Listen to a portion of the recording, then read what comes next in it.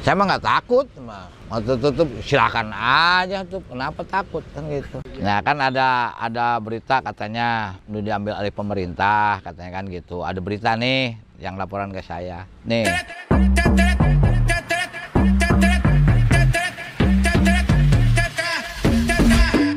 Omset 30 juta per hari, miliaran per bulan, jembatan yang dibangun dari uang pribadi diambil alih pemerintah.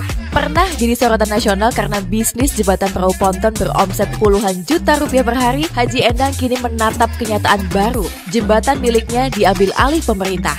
Tapi, di balik keputusan itu bukan hanya soal aset, melainkan nasib puluhan orang yang pernah menggantungkan hidup pada aliran arus dan tambang perahu. Sejak 2010, jembatan perahu milik Haji Endang bukan hanya sekedar alat transportasi alternatif. Jembatan ini menjadi perlintasan ribuan pengendara, penghubung antar desa, dan diam-diam menjadi penyangga ekonomi warga sekitar. Dengan tarif Rp2.000 per kendaraan, Rp1.000 untuk pejalan kaki, pendapatan hariannya bisa menyentuh angka 20-30 juta rupiah. Uang itu tidak hanya untuk dirinya, tapi juga menghidupi 40 pegawai, membayar operasional, serta menambal kebutuhan warga lewat aksi sosial seperti umroh gratis dan tukar uang lebaran.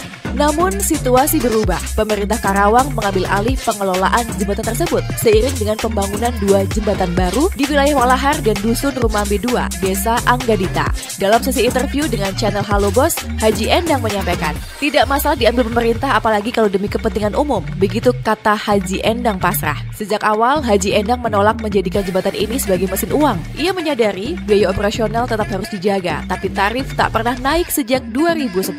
Bahkan ia membiarkan pengguna yang hanya bisa membayar Rp1.000 atau tak membawa uang sekalipun tetap bisa menyeberang. Saya mah nggak takut, mau tutup silakan aja tuh. Kenapa takut kan gitu? Dan nitip aja karyawan saya. Apa nggak rugi pemerintah? Bener nggak? Rugi dah perusahaannya. Kelimpungan nih banjir aja 2 hari macet itu. Nah kan ada berita katanya ini diambil alih pemerintah kan gitu. Ada berita nih yang laporan ke saya. Nih, kita mah harta, tahta, jabatan itu milik Allah. Jangan ada yang ditakuti ya. Dan kedua, mustahil pemerintahan yang mana mau kerja sekejam itu ngambil alih. Benar nggak? Kita kan banyak program pemerintah. Mengurai kemacetan, mengurangi pengangguran, menghidupi ekonomi lingkungan di sini, mempercepat orang mau bekerja di perusahaan tepat waktu. Insya Allah kan kalau perusahaannya karyawan tepat waktu, PAD juga lancar pemerintah daerah.